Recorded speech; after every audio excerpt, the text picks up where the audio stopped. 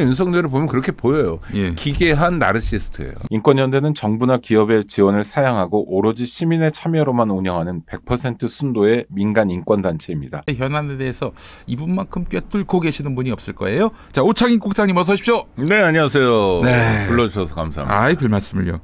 부장님, 요즘 계속 윤석열 헌재 발언 모니터 하시죠? 네네. 네. 어제는 그걸 꼭 해야 되나 하는 생각은 들어요. 그러니까 뭐 이미 다 나왔고, 특히 어제 내가 군인들을 선관위에 보냈다라고 얘기했단 말이죠. 이거면 끝난 거 아닙니까? 그렇죠. 아니 근데 뭐 그 이전에 진짜 끝났는데 저는 네네. 윤석열이나 장군들이 말하는 거를 들으면서 네네네. 정말 희한한 사람들이다. 이를테면 예. 답변이 제한됩니다라는 얘기를 반복해서 하잖아요. 네. 이게 무슨 말입니까? 그러니까 제가 뭐 지금 형사 재판을 받고 있는 중이어서 네. 또 수사를 받는 중이어서 여기서 그 말씀을 못 드리겠습니다. 이런 얘기겠죠. 뭐 그렇게 얘기하면 되잖아요. 네. 말씀드리기 곤란하다거나. 네. 근데 답변이 제한된다는 거예요. 이게 무슨 말이죠? 아니 그러니까 그 자기들끼리 쓰는 거 있잖아요. 네. 이를테면 유치원에 다니는 아이들끼리 네. 자기들끼리 막 대화를 하는데 어른들이 못 알아듣는 말들이 있어요. 네. 유아들의 말. 예. 그렇죠? 네. 그러니까 어른들이 말을 들으려면 해석해야 되고 하는 거예요. 예. 근데 대한민국의 장군들이 그 네. 유아처럼 이야기를 하고 있습니다. 경호처 간부들도 이런 표현을 많이 쓰더라고요. 답변이 제한됩니다. 그러니까 능동피동도 안 맞고 예. 이상한 말투고. 그들끼리의 옹알이군요. 그렇죠. 그런데 더 중요한 건 예. 이게 처음에 청문회 같은 걸 하면서 또 음. 국회에서 이제 대정부 질의하거나 하면서 긴급 네. 현안 질의하면서 네. 2달 전쯤부터 이런 말투가 국민들에게 알려졌잖아요. 국민들 예. 듣기에는 정말 이상하잖아요. 예. 그런데 고치지도 않아요. 네. 반성도 안 하고. 그러니까 오만하고 고집센 모습이고 네. 그건 윤석열 현직 대통령인 윤석열에게서도 그런 말투를 찾아볼 수 있습니다. 네. 우리 국민 누구도 안 쓰는 뭐 자기 아내가 박절하지 못해가지고 뭐 했다는 둥에 예. 그 희한한 단어들을 쓰고 희한한 이게 뭐냐면 언어는 생각의 표현이잖아요. 네.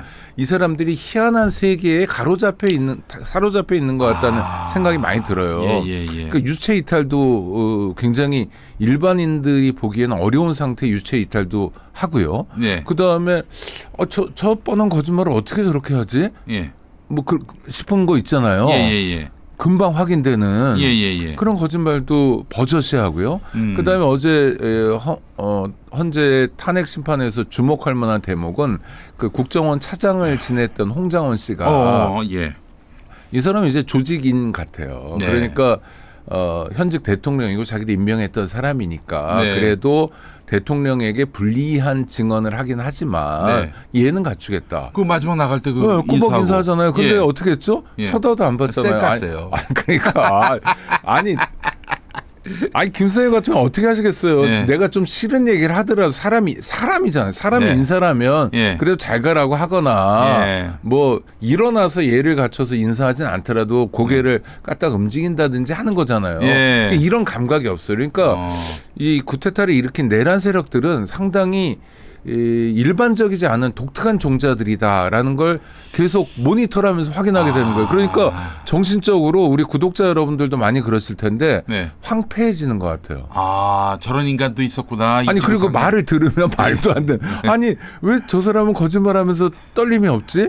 어떨 때는 거짓말할 때마다 도리도리를 하나? 그것도 아니에요. 일관되지가 않아요. 네. 거짓말 아니라 사실을 말할 때도 도리도리하고 네. 뭐 좀 되게 이상해요. 그러니까 거짓말하면 뭐 동공이 커진다든지 뭐 눈을 자주 깜빡인다든지 네. 뭐는 그런 현상이 일반적으로는 있거든요. 보통 사람들이 거짓말할 때. 아니, 그렇잖아요. 우리가 그렇죠. 속마음을 숨기고 거짓을 말할 때는 네. 양심의 가책이랄까 이게 떨림이 있다고요. 예. 그래서 뭔가 포착되는 면이 있어요. 뭐 이렇게 손가락 모양으로 뭐 이렇게 그렇죠. 뭐 한다거나 하여튼 뭐가 돼요. 하여튼. 그러니까 이제 뭐 예를 들면 뭐 부부 사이에 그런 걸 잘 알죠. 오랫동안 같이 봤으니까. 부모 자식 간에도 서로 잘 알고 가족에게는 그런 게 아주 익숙할 거 아니에요. 저 친구 거짓말한다. 맞추지 못할 때도 있지만 되게 많이 맞추잖아요. 그러니까 사람들은 그런 존재이거든요. 거짓말을 능수능란하게 하지는 않아요. 그렇게 그럼요. 살아본 적도 없고. 근데 윤석열은 그러잖아요. 사람들이 버젓이 있는데 카메라가 돌아가는데 네. 내가 지난번에 했던 말은 이게 아닌데 네. 이런 게 아무 상관도 없는 거예요. 그러니까 정말 이 독특한 기괴한 존재를 반복적으로 화요일 목요일마다 봐야 된다는 게 모니터는 해야 되지만 좀 끔찍한 일이고 정신적으로 부담이 많이 되는 노동 같습니다. 그래요. 근데 정말 말씀 듣고 보니까 뭐가 뭐 취해 있나? 그렇죠. 물론 알코올 의존 환자라는 얘기는 들었습니다만은 지금 한 20일 동안 술을 못 마셨을 텐데 그 점점 정상으로 돌아오지 않겠나 했는데 이게 뻥치는 거 보면은 신념에 가득 차서 뻥을 치는 내가 얘기하는 거는 거짓임에도 불구하고 이건 진실이다라는 어떤 신념을 갖고 얘기하는 것 같아요. 그러니까 전형적인 그 기괴한 나르시스트죠.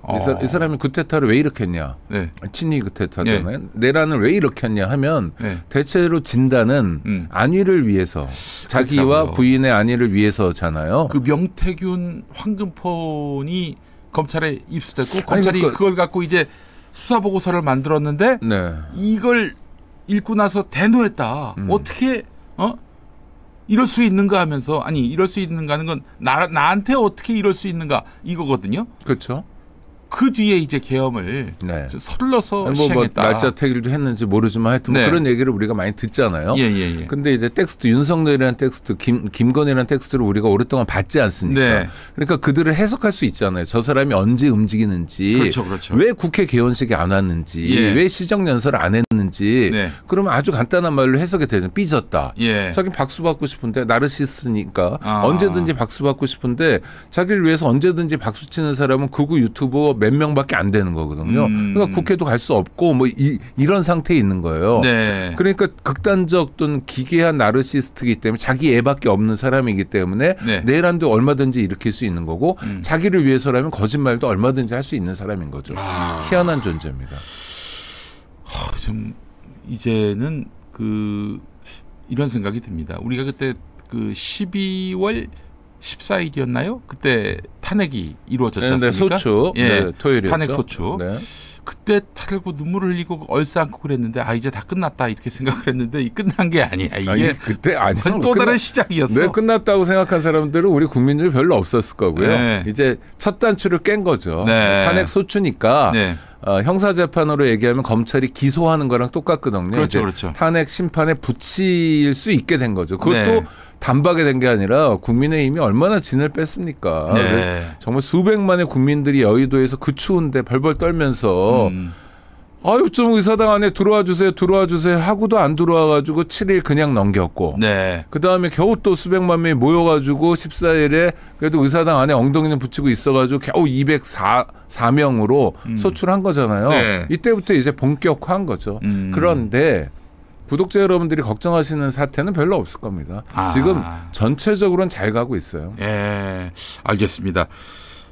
어제 윤석열 멘트 중에 사람들이 기함했던 건 뭐냐면은 아무 일도 일어나지 않았다. 내가 선관위에 군을 보냈지만은 아무 일도 일어나지 않았기 때문에 이거는 아무 사건도 아니다라는 식의 발언 기함하신 분들이 많습니다. 그러니까 아무 일도 일어나지 않았다는 게 어떤 취지인지 모르겠어요. 그 사람이 속내를 모르니까 아마 어떤 건물도 폭파시키지 않았다? 누구도 죽지 않았다? 뭐 이런 뜻인 것 같아요. 모르겠어요. 그 사람의 상태가 어떤지. 그러니까 아무 일이라는 건 국회의사당이 뭐 와르르 무너졌다든지 국회의원 수백 명이 뭐 죽거나 다쳤다든지 하는 일은 없었다라는 것 같아요. 아마. 그런데 내란과 폭동이 있었습니다. 우리가 저도 현장에서 봤듯이 경찰이 국회 봉쇄했고요. 국회의 계엄 해제 요구를 막기 위해서 군이 그것도 보통 군대가 아니라 특전사가 투입됐어요. 45년 만에 정말 세계적으로 잘 나간다는 경제 대국. 그다음에 상당한 정도로 민주화를 누리고 있다는 민주화를 진행했고 또 민주 국가가 되었다고 평가받는 대한민국에서 그다음에 문화 강국에서 쿠데타가 있었어요. 내란이 있었어요. 폭동이 있었어요. 계엄을 이제 했어요. 윤석열은 내란도 폭동도 없었다 이렇게 주장하고 있지만 그러니까요. 그 봤잖아요 우리가. 아니 그러니까 앞서 말씀드린 것처럼 이 사람은 그냥 어떤 상황에서든지 자기 위로만 중요한 기괴한 나르시스트예요. 이제 이 얘기가 아닐까 싶어요. 저 어제도 간밤에 너무 기가 막혀가지고 자면서 이 친구가 무슨 소리를 하고 있는 거지.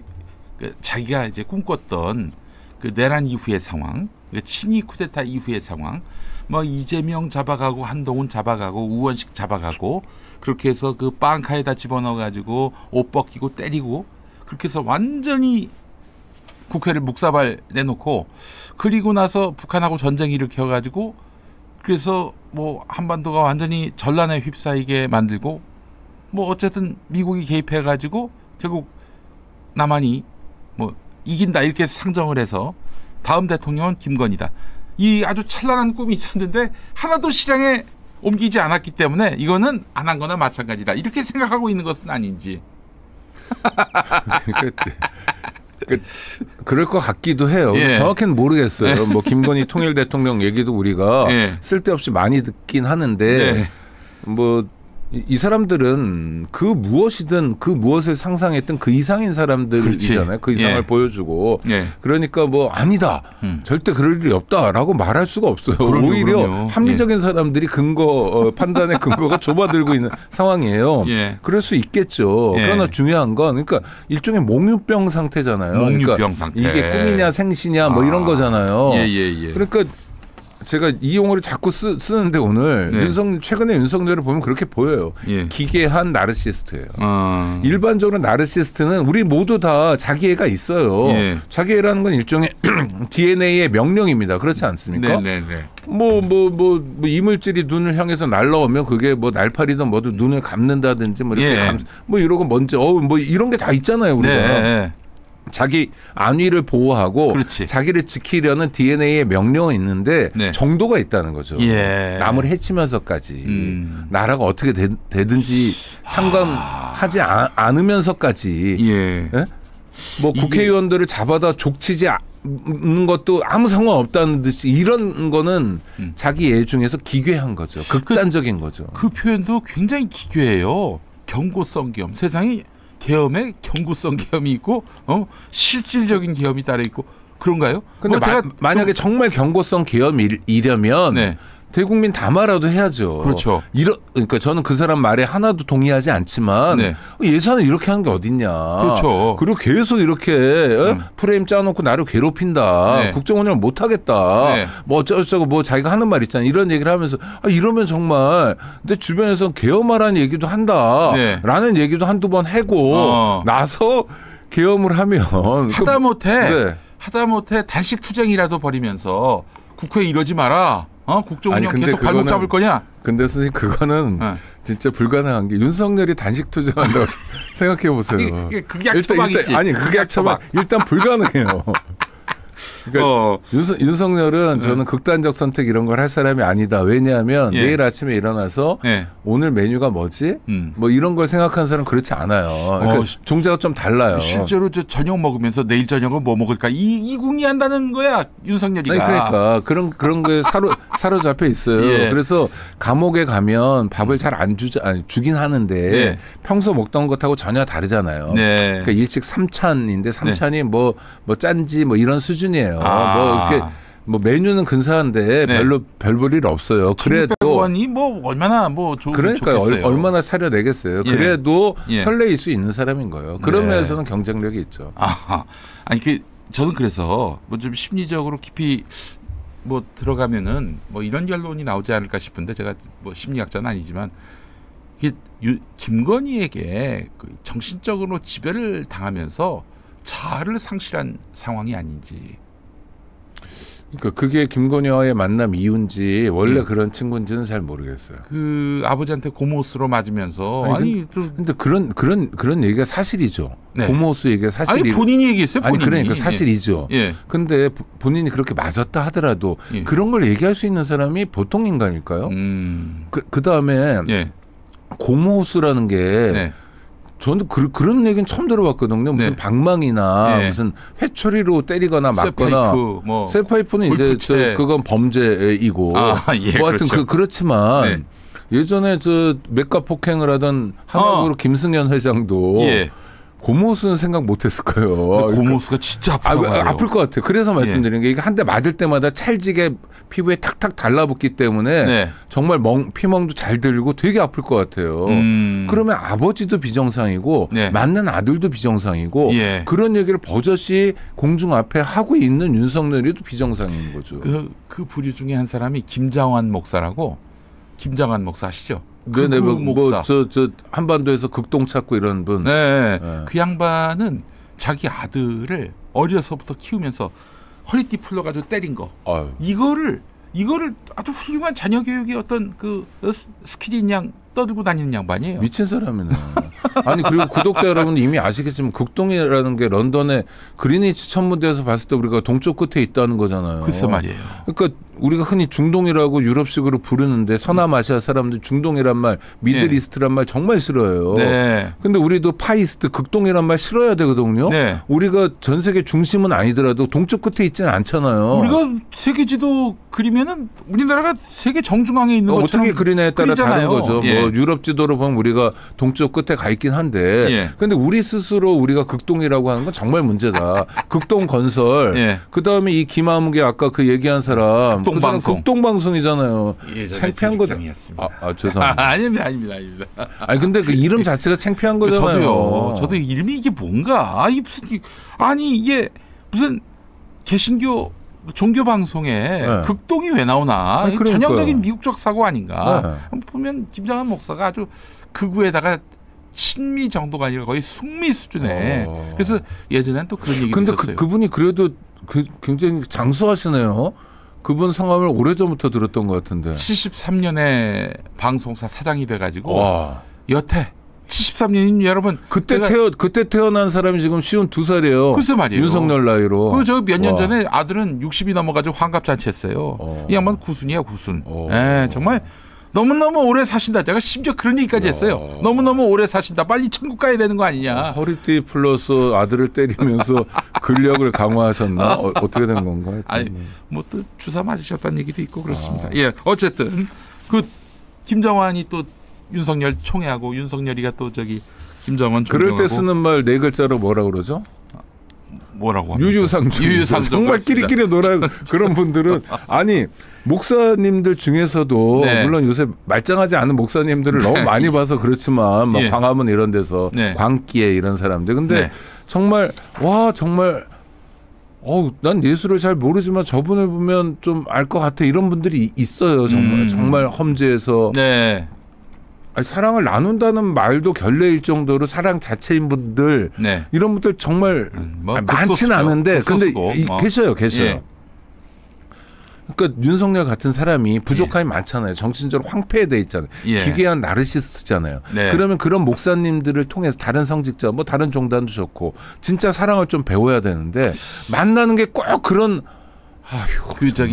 전광훈 온 국민이 다 아는 전광훈이가 무슨 집회 때마다 하는 얘기가 뭐냐면은 뭐 10년이라도 20년이라도 교인이 15명밖에 안 되는 교회 이런 말을 수시로 했습니다. 그러니까 그 성장이 안 된다. 성장이라고 하는 거는 무슨 뭐 성숙을 말하는 게 아니라 교인 수가 늘지 않는 교회. 그 교회의 또 최소 단위가 거의 15명이거든요. 그 15명쯤 돼야 이제 사실 교회로서 인정을 해줍니다. 그래서 15명에서 멈추고 있는 교회들을 막 멸시하고 조롱하면서 맨날 그런 식으로 목회하니까 15명밖에 안 모이지 이러면서 15명 모이는 교인 그럼 교회를 15명 중에 특임 전도사 임명해가지고 폭동할 때 서부지원에 보내고 소화기로 문 부시고 유리창 깨고 이런 일을 하면 교인이 느나요? 10,000명 정도 자기 교회는 뭐 그 정도 된다고 하는데 하여튼 뭐 가스라이팅 당한 교인들이 그만큼 되는 것 같아요. 하여튼 정광훈을 보면은 참 이 우리나라의 종교를 빙자한 이런 괴물들이 너무나 많다 이런 생각이 드는데 이거 어떻게 해결할 방법이 없습니까? 역사가 깊잖아요. 제가 뭐 공자님 앞에서 공자를 쓸 수는 없는데. 공자 아니에요. 비유하시려면 웬만하면 바울이라고. 근데 예를 들어서 뭐 총신 같은 경우도 굉장히 정통인데 네. 이미 저희 또래 친구들이 그 신대원 다니고 또 학부에 신학과 다니고 이럴 때 총신대 뒤에 야트만한 산이 있다는 거예요.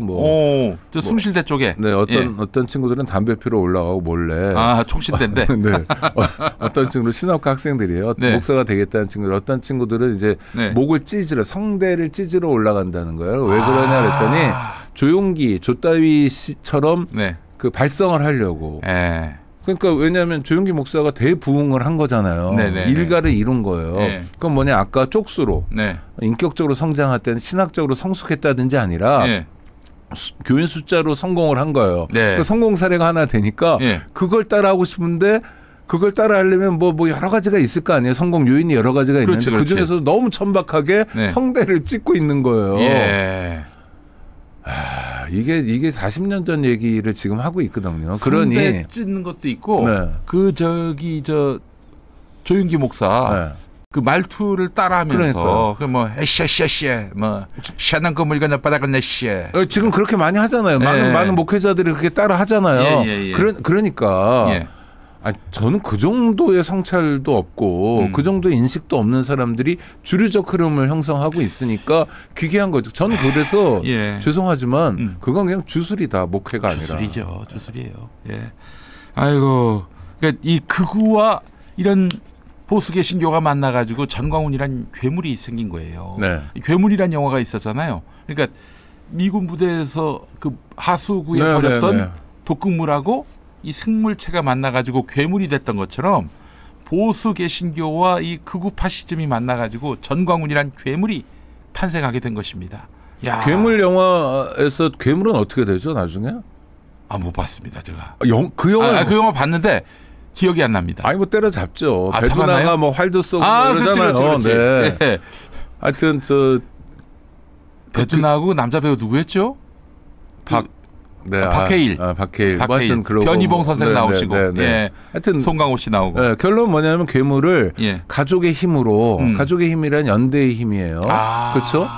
여러 사람의 뜻을 모으고 가장 뜻을 잘 모을 수 있는 사람들이 사실 가족이죠. 공동 운명이고 맞습니다. 경제 공동체니까. 그러니까 연대의 힘으로 사람들이 모여서 각자 잘하는 거 좀 부족해 보이지만 누구는 이런 걸 잘하고 누구는 저런 걸 잘하고 그 마음들, 그 뜻 그리고 힘들을 모아서 괴물을 때려잡잖아요. 이제 우리가 전광훈이를 때려잡을 때입니다. 저는 누군가가 감옥에 가는 게 싫어요. 그냥 싫어요. 체질적으로 싫고 직업적으로 싫지만 꼭 가셔야 될 분들은 좀 있다. 성찰이 필요한 사람들. 아니 그분은 성찰 안 하실 테니까 강제로 국가가 성찰 시스템에 태워드려야 될 분이 있죠. 그러니까 국가가 그 말하자면은 격리시키는 거지. 그럼요. 전광훈은 내란 선동 범이고요. 체포해서 구속 수사해야 되고요. 그다음 전광훈이 이 얼굴을 텔레비전에서 보실 때마다 이석기 전 의원을 생각해 주세요. 통합진보당의 이석기 의원이 내란 선동죄로 7년을 살았습니다. 감옥에서 꼬박. 9년 아니었습니까? 9년 죄송합니다. 꼬박 살았고요. 문재인 정부 때 3년도 안 됐어요. 안 됐죠.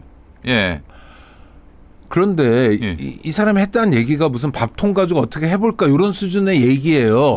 설왕설래 정도의 수준. 말만 했을 뿐이에요. 그 정도 수준. 그래서 약간 그냥 아재 개그인가? 일 수도 있고 물론 뭐 심각하게 볼 수도 있고 하여튼 뭐 그런 정도예요.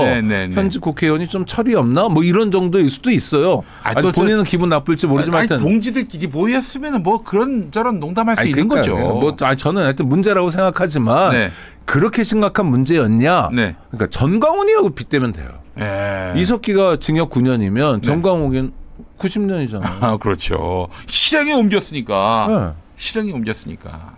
그리고 끊임없이 선동했고 공개적으로 반복적으로. 유튜브로도. 이석기 의원이 뭐 유튜브 앞에서 그런 거 아니잖아요. 그렇죠. 자기들끼리 몇 명 모여가지고 그런 거잖아요. 근데 만약에 이석기 의원이 전광훈처럼 했다면 아마 사형시키자고 그랬을 거예요.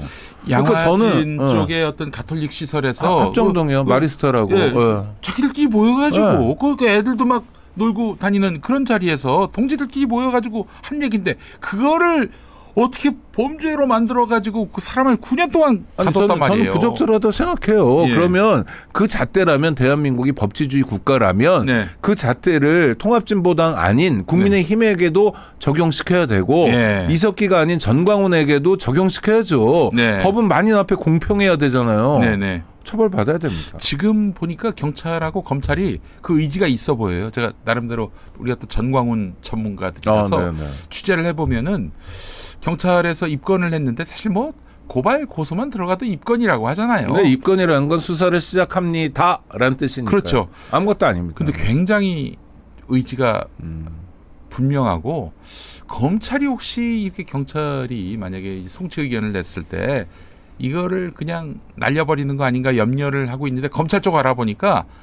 지금 검찰 내부에서 전광훈을 봐주면은 그냥 역도로 몰리는 분위기라고 하더라고요. 뭐 김건희에 대해서 모르겠습니다. 그러나 적어도 전광훈은 반드시 정리해야 한다 이런 의지가 있다고 그래서 이러면은 구속까지 가능하지 않겠는가. 제가 그 경찰 검찰을 조금 아는 편인데. 네. 같이 일한 적도 많고 하여튼 그런데 경찰에 대해서나 검찰에 대해서 네. 검찰은 좀 다르긴 합니다만 네. 뭐 바람 불면 눕는 풀이란 표현 많이 하잖아요. 경찰에 그렇죠. 대해서. 김수영 씨. 네, 그래서 저는 아니다. 그분들은. 네. 이분들은 늘 누워있는 풀이다. 바람이 안 불어도 누워있다. 경찰은 수사를 그런 식으로 한다. 네. 지금 상황은 윤석열 쫑난 상황이에요. 그렇죠. 그러니까 윤석열이 쫑났냐 아니냐 두 가지로 판단해 볼 수 있잖아요. 첫 번째는 헌법재판소에서 탄핵 심판이 인용될 거냐 아니냐. 인용 가능성 100% 쫑났어요. 대통령으로 복귀 못합니다. 여러분 오창익 국장님이 이렇게 말씀하시면 끝난 거예요. 아니요. 정말로. 이건 전 애들처럼 내기도 할 수 있어요. 두 번째 형사재판에서 내란 우두머리 옛날에 수계라고 했던 우두머리로 형사재판에서 유죄 받을 거냐 아니냐. 유죄 받을 가능성 100%예요. 100%. 여기는 형의 양이 두 가지밖에 없다고 다 아시죠? 구독자라고 무기밖에 없어요. 두 가지밖에 없어요. 그러니까 사형수가 되든 무기수가 되든 정도밖에 없는 거예요. 두 가지가 다 사실상 끝난 상황이에요. 그게 궁금하시면 지금 여러 언론 특히 놀라운 게 동아일보 같은 경우가 윤석열 공소장을 공개해놨어요. 언론 자기네 홈페이지에다가 해보자는 거죠. 한번 보라는 거예요. 조중동으로 같이 가지 말고 좀 한번 읽어보고 판단해봐라. 동아일보는 적어도 윤석열 그 파면 그 이전부터 굉장히 반윤이었어요. 아니 그러니까 읽어보라는 거예요. 이러면 다 죽는다 이런 절박한 나름의 애국심도 있는 것 같더라고요. 보수가 극으로 가면 안 된다 이런 생각도 있는 것 같고 하여튼 그런 걸 보시면 판단하실 수 있으니까 판단해 보시고요. 저는 전광훈도 멀지 않았다고 생각하는데 이번만은 좀 단호한 심판을 해야 된다. 전광훈에 대해서. 아니 사실 저희 그 평화나무 제가 지금 이사장으로 평화나무가 2019년부터 이석기 내란으로 처벌했다면은 왜 전광훈은 처벌 못하냐. 그때도 막 청와대로 쳐들어가서 문재인 대통령을 사도세차를 가뒀던 뒤주에 넣어가지고 서울구치소로 가서 거기서 박근혜 대통령을 끌어내고 거기다 문재인 집어넣자 이런 당시로서는 황당한 주장이었지만 박근혜를 끌어내서 뒤주에 가두자는 건가요? 아니에요. 석방시켜드리고 그 뒤주에 가뒀던 문재인을 그 감옥에 집어넣자. 이게 말도 안 되는. 그냥 광인 아니에요? 광인이죠. 광인이 어떻게 그렇게 저는 또 하나. 근데 광장에서 그걸 선동했고요. 심지어는 뭐 모가지를 어떻게 하자 이런 얘기도 했었어요. 그런데 그러니까 미친 놈이니까 그렇다 치더라도 광화문 광장을 그 사람이 어떻게 전세 내고 이럴 수 있죠? 뭐 집회 신고하면은 집회 신고는 평화나무에서도 해도 되잖아요. 그렇죠. 근데 이미 그 사람들은 매주 일요일마다 그러니까 저는 그거를 왜 고정불변으로 보는지 모르겠어요. 그거 굉장히 기괴한 상태예요. 그것도 지가 뭔데 광화문 광장에 뭐 전세 내고 있어요. 지 땅이 아니잖아요. 그렇죠. 그럼 국민들의 공간이잖아요. 뭐 차량 소통을 하든 아니면 국민들이 광화문 같은 데서 정말 제대로 된 문화판을 벌이면 얼마나 근사하겠습니까? 그런데 뭐예요 그게? 저도 잘 모르겠습니다. 아니 그러니까 전 그런 것도 이번에 차제에 좀 고치고 바로 잡아야 될 것 같아요. 알겠습니다. 자, 그 내란 특검법을 지금 계속 거부하고 있는 최상목 이 사람도 내란 공범이다. 그렇죠. 뭐 거의 확실해 보이죠. 그러니까 그래서죠. 예. 그러니까 이 사람이 이유를 여러 가지를 달아요. 네. 그런데 좀 변화가 됩니다. 네. 자, 내란 특검법 거부권 행사 2번을 했죠. 첫 번째는 여야 합의를 굉장히 강조해서 이야기했어요. 그렇습니다. 예. 여야 합의라는 거는 듣도 보도 못한 논리거든요. 아니 그러면 뭐하러 네. 국회에서 뭐 여야가 뭐 50대 50일 수가 있어요? 아니 국민들의 선택에 따라서 압도적 다수당이 있을 수 있고 소수당이 있을 수 있는 건데 그 의석 따라서 판단한 걸 왜 지가 멋대로 최상목 얘기를 따라가면 이래요. 예. 예를 들어서 원내 정당 중에 의석수가 하나인 정당만 반대하더라도 여야 합의가 안 됐으니까 네. 이 법은 통과시킬 수 없는 거예요. 심지어 원외 정당인 정의당이 반대하면 통과 못 시킨다라는 거랑 똑같은 논리에 말이 됩니까? 네. 전혀 말이 안 되는 얘기를 하는 여야 합의라는 게 아니, 정의당은 의석수는 없잖아요. 네. 근데 정의당한테 물어봤어? 뭐 다 합의했어? 글쎄 말이야. 당대표도 사인 다 받았어. 그리고 정당들 중에 현수막 붙이는 정당 보면 뭐 그런 정당이 있었나 싶은 정당도 되게 많잖아요. 예. 여야 합의라는 게 뭐냐 도대체. 예. 그럼 여야 합의는 큰 정당 2개만 합의하면 되냐? 좀 작으면 안 되냐? 네. 조국혁신당은 빠져도 되냐? 여러 질문 앞에 놓이는 말도 안 되는 기괴한 거고요. 또 하나는 네. 처음에 그렇게 가다가 2번째 내란 특검 거부할 땐 뭐라고 그랬냐면 야 윤석열은 구속됐잖아. 이런 얘기를 해요. 그러니까 내란 사건에 대한 수사는 지금까지 11명 구속했거든요. 윤석열 등. 요 정도에서 좀 멈추면 되는 거 아니니? 라는 속내를 그냥 드러내는 거예요. 그럼 뭡니까? 내란 사건 때문에 내가 수사받고 내가 공직생활 마무리하면서 구치소에 구금되는 건 싫다라는 욕구를 드러낸 거죠. 근데 이 사람은 내란 수사 안 받을까요? 내란 특검법은 지금은 통과 안 되면 나중에도 통과 안 될까요? 그렇지 않거든요. 그러니까 손바닥으로 하늘을 가리고 있는 사람이에요. 지금 보니까 이거 같아요. 그 내란 특검법이 통과되면은 자기도 수사 대상이 되는 그러니까요. 것이고 처벌받을 수 있겠다. 따라서 어떻게든 내란 특검법을 저지하고 국민의힘이 당선돼서 이 일이 그냥 넘어가게끔 하려고 지금 국민의힘의 어떤 이득을 위해서 봉사하고 있고요. 저는 그런 의미에서 보면 내란 특검법 거부와 그 마은혁 재판관 임명 거부 이게 동전의 양면이라고 생각을 합니다. 그래서 마은혁 재판관 임명도 계속 미루는 이유가 그러니까 경우의 수는 낮은데 이 사람들이 다급하니까 그냥 이것저것 해보는 거예요. 예. 안 되는 줄 알면서 왜 그랬을까? 안 되는 줄 알죠. 그러나 안 되지만 가만히 있을 수는 없다라는 거예요. 그러니까 그건 2글자로 발악이라고 부르잖아요. 보통. 네. 발악을 하고 있는 거예요. 예. 그러니까 양권 씨라고 그러나요? 권영세하고 권성동이 하는 것도 발악적 행태들이고 예. 최상목도 그런 발악을 보여주는 거죠. 그다음에 뭐 김문수가 대통령 후 뭐 1등이 되면 좋겠다고 막 자꾸 뭐 모아주는 것도 일종의 발악이죠. 그건 다수가 벌이는 발악이고. 누가 국민의힘 대선 후보가 될 것 같아요? 김문수죠. 김문수. 네. 지금 흐름에서는 김문수가 유일하게 경쟁력이 있어요. 그러니까 완전히 나중에 대선 토론회 열린다고 생각해 보세요. 좀 사정을 아시나요? 김문수 사정을? 아니 알죠. 아니 이번에 상태도 그렇고. 아니 저는 오래전부터 아는 사람이에요. 하여튼 30년 전이면 언제입니까? 95년인가요? 그때의 건강 상태도 그랬나요? 아니 그때는 아니죠. 근데 지금이 안 좋은 거고 이제 연습도 있고 뭐 여러 가지로. 근데 하여튼 그 정치하기 전부터 알았어요. 그런데 그래도 굉장히 순박하고 약간 뭐랄까 결이 고운 운동가였거든요. 그러다가 그냥 완전히 맛이 갔어 지금 보면은. 그래서 그래도 한 90년대 후반쯤에 국회의원 막 처음 되고 나서 오가다 만나면 부끄러워했어요. 절 보고. 내가 후배들 앞에 볼 면목이 없는데 그래도 내가 국회의원으로서 노동 문제만은 내가 한번 제대로 해결하는 보수 정당 들어가서 되겠다. 그래서 호랑이를 잡으려면 호랑이 굴에 가야 되지 않냐라고 굉장히 부끄럽게 막 샤이 뭐 이렇게 얘기하던 캐릭터가 김문수였는데 그다음에 보니까 관등성명 무경 와 권력 김문수인데 이러면서 권력 맛이 뭐 그냥 그 12월 26일 1996년 그때 기억하실 거예요. 노동법 안기부법. 그때 통과시킬 때 김문수도 거기 가서 했거든요. 그때 굉장히 욕을 많이 먹으면서 갈팡질팡하던 김문수 모습이 그래도 기억납니다. 약간 부끄러워하고 약간 면구스러워하는 김문수 고맘때까지는 네. 약간 김문수가 그랬어요. 근데 예. 초선 지나면서 그러니까 권력 맛을 잘못 본 사람들인 거죠. 네, 권력은 맞습니다. 휘두르는 거고 다른 사람들 머리 조아리게 만드는 거라는 이상한 마약 같은 거에 중독된 사람이에요. 김문수가 후보됐으면 참 좋겠습니다. 정말. 아 근데 너무 진지한 논의가 없는 엉망진창이 되지만 하여튼 그래도 뭐 김문수가 대선 후보가 되는 것을 아니 그러면 또 뭐 이기는 건 둘째치고 기본적으로 그 극우 파시스트들을 응징한다는 차원에서 굉장히 상징적인 인물 아닙니까? 일망타진. 일망타진. 네, 게다가 무슨 오세훈이니 뭐 한동훈이니 이런 쪽 사람들 개헌 반대했잖아요. 네.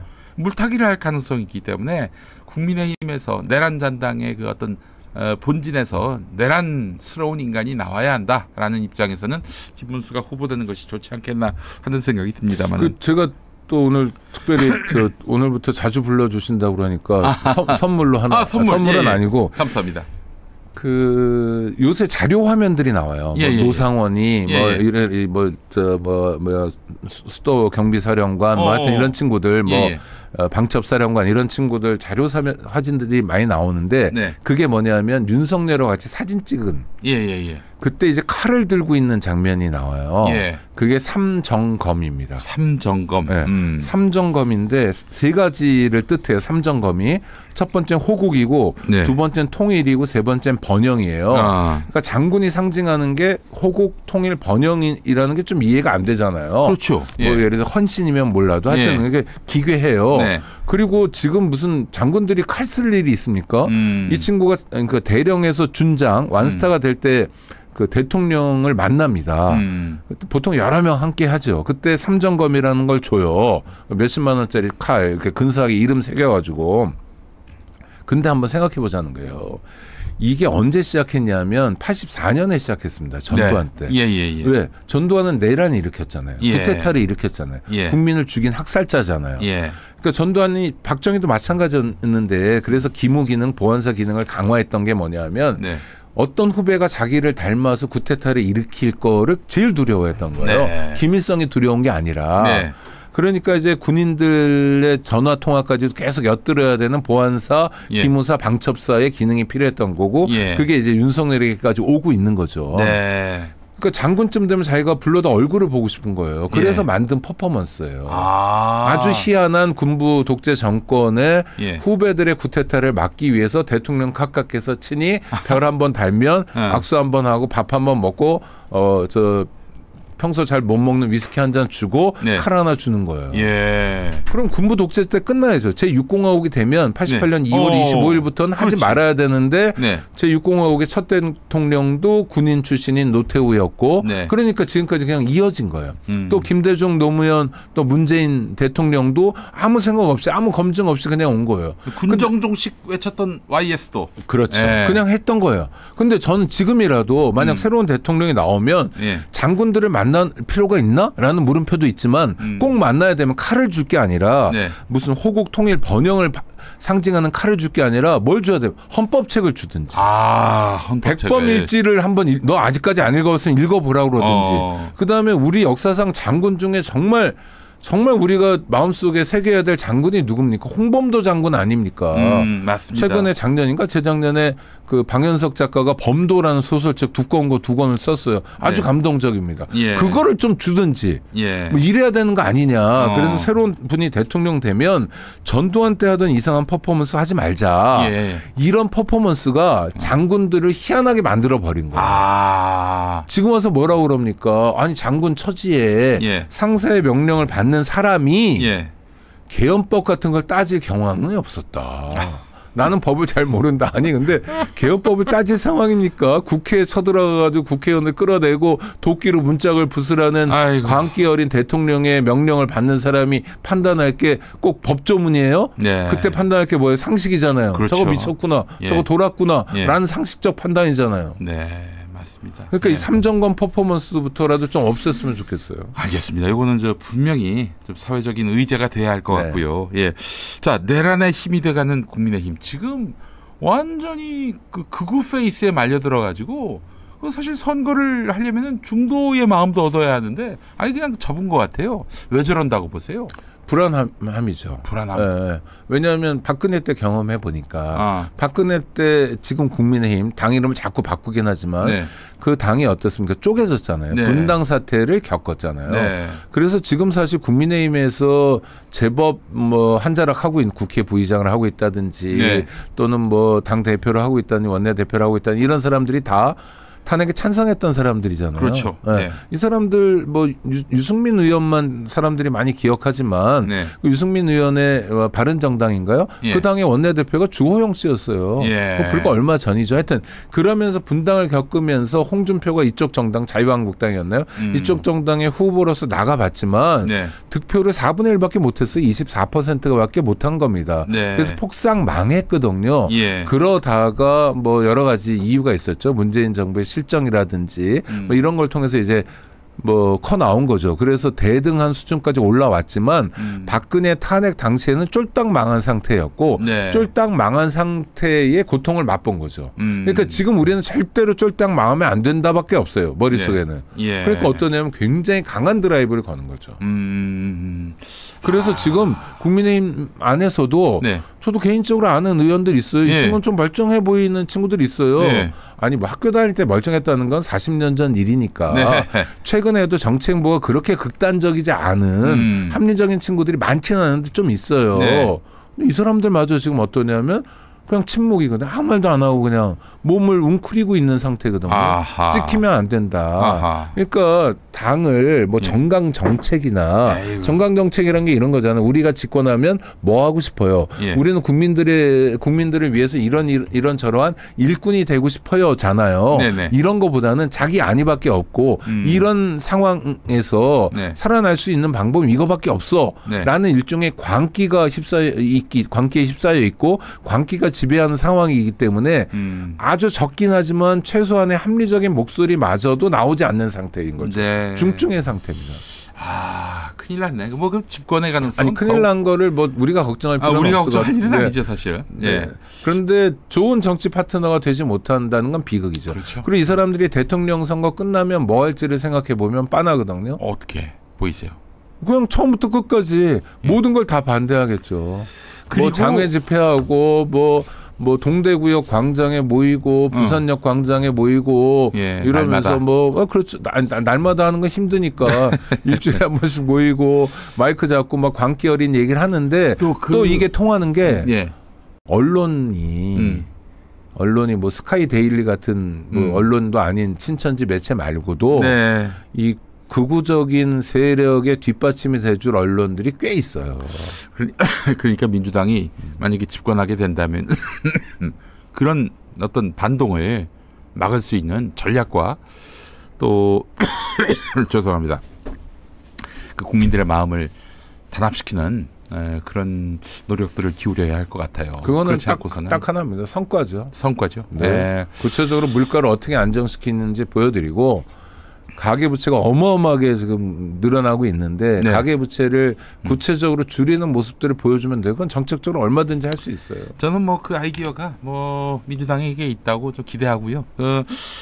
자, 하여간 지금 국민의힘으로서는 그럼 대선을 포기한 거나 마찬가지다 이렇게 봐도 되겠네요. 포기는 아니고 포기는 안 하겠지만 에. 그러나 뭐 그 중도의 마음을 살 뭐 현재의 네, 어떤 이게 아니라는 역량이 건, 없다. 네, 이게 아니라는 건 자기도 잘 알지만 네. 이렇게 갈 수밖에 없는 절박함이 있다. 네. 네, 우리는 왜냐하면 대선은 지금 한 번 하는 퍼포먼스잖아요. 네네. 그리고 자기가 대선에 나갈 것 같지도 않잖아요. 네, 그렇지. 권성동이 후보가 될까? 뭐 권영세가 될까? 뭐 그렇죠. 나경원이 후보가 될 수 있을까? 예. 뭐 이런 게 자신이 없잖아요. 네. 그러니까 지금 국회에 있는 사람들 생각은 뭐냐면 대선은 하여튼 어떻게든 뭐 김문수가 나가서 소모품으로 뭐 이렇게 끝나더라도 치르더라도 예. 우리는 그 다음에 살아야 되거든요. 네, 알겠습니다. 자, 국장님 좀 정치 얘기와는 다릅니다만은 좋습니다. 요즘 또 이슈가 되고 있는 게 오요한나 기상캐스터. 네. 그분의 이제 비극인데 어떻게 보세요 이 사안에 대해서? 저도 이제 뉴스를 보면서 기상캐스터만이 아니라 네. 그러니까 우리가 막 K-팝 그래가지고 막 되게 자랑스러워 하는데 네네네. K-팝 중에 걸그룹들은 사실은 막 성적 매력을 호소하고 네. 너무 젊은 또는 어린 여성들이 네. 뭐 중학생 때부터 나오잖아요. 그러니까요. 그러니까 예. 아니 춤을 잘 추고 노래를 잘하고 예. 뭐 이런 건 좋은데 예. 그러니까 성적 착취의 도구처럼 여겨지는 상황이 좀 이게 정말 우리가 자랑스러운 건가? 예. 굉장히 옷도 많이 안 입고 막 이러잖아요. 예. 천편일률적으로 그렇지. 여성의 매력이라는 게 성적 매력밖에 없는가? 네. 또는 어떤 이상한 남자들이 보는 그런 매력밖에 없는가? 그렇지 않거든요. 네네네. 하여튼 그래서 그러면 답답한데 기상캐스터도 네. 소위 공중파 방송이 소모하는 방식이 예. 굉장히 그러니까 성적 매력 이런 측면에서 화장도 굉장히 짙게 하고 네. 옷도 막 오늘 아침 같은 경 얼마나 추워요. 영하 네. 10몇 도 내려가는데도 기상캐스터는 짧은 치마 입히고 뭐 이러잖아요. 예. 이런 분위기 왜 기상캐스터는 네. 자신의 성적 매력을 호소하는 방식으로 기상 정보를 알려줘야 되는가? 기상캐스터는 왜 여성이 해야 되나? 남성이 하면 안 되나?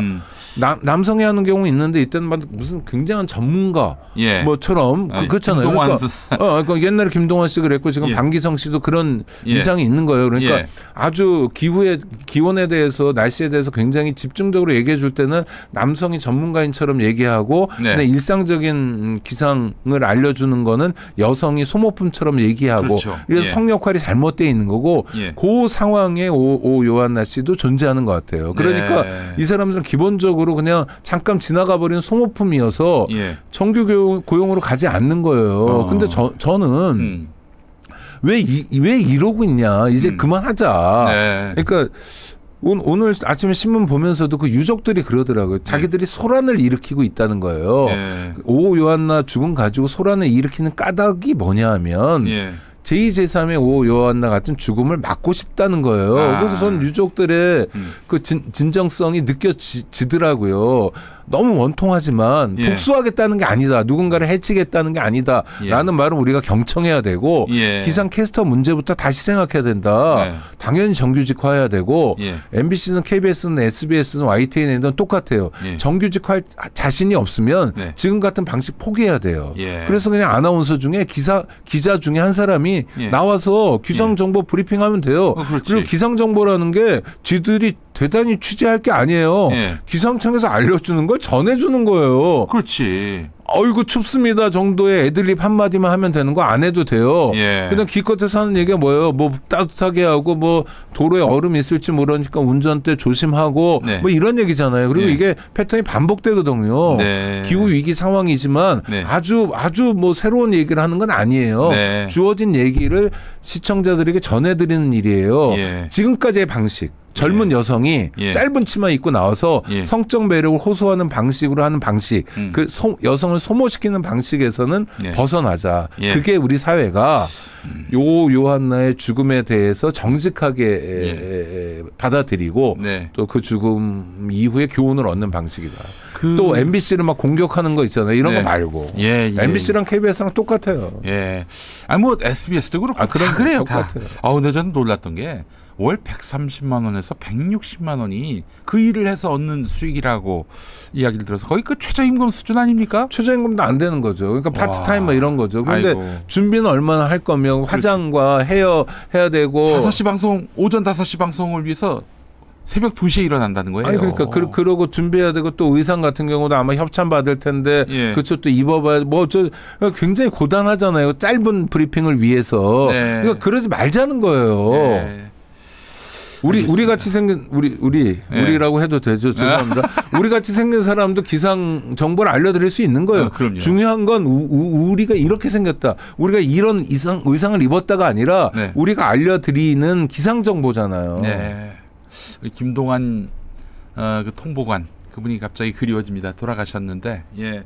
그 양반 TBC에서 양복 입고 했어요. 그렇죠. 그리고 그 양반 꽤 인기도 있었어요. 그렇죠. 그러니까 기상캐스터로서 그 좀 정말 상상하기 어려울 정도로 요즘으로 얘기하면 예능 프로그램 같은 데 나오셨거든요. 그렇죠. 코미디 프로나 이런 데도 나오고 예. 그랬었어요. 예. 그럼 되죠. 그 인기 있을 수 있어요. 투박한 아저씨가 예. 이렇게 할 수도 있고 전 할배 같은 사람이 할 수도 있다고 봐요. 아니 저는 중년 여성이 해도 어떤가 그럼요. 하는 생각이 들어요. 예.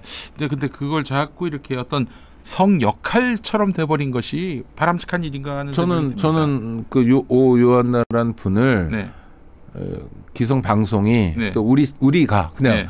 뭐 MBC만 문제고 나는 문제가 아니라는 게 아니라 우리 한국 사회가 우리가 소모시키는 과정에서 그를 극단으로 내몰았다. 그러니까 갑질을 한 사람도 누구냐면 을의 입장에서 갑질을 당한 사람 130만 원 받는 사람이고 갑의 입장에서 갑질하는 사람 140만 원 받는 사람인 거예요. 똑같은 처지에서 서로 갑질하고 서로 상처를 주고 받고 이랬던 거죠. 너무 비극적이에요. 알겠습니다. 자, 뉴스텐션 잠깐 함께하고 잠시 후에 우리 또 갈비찜으로 돌아오겠습니다, 여러분. 네.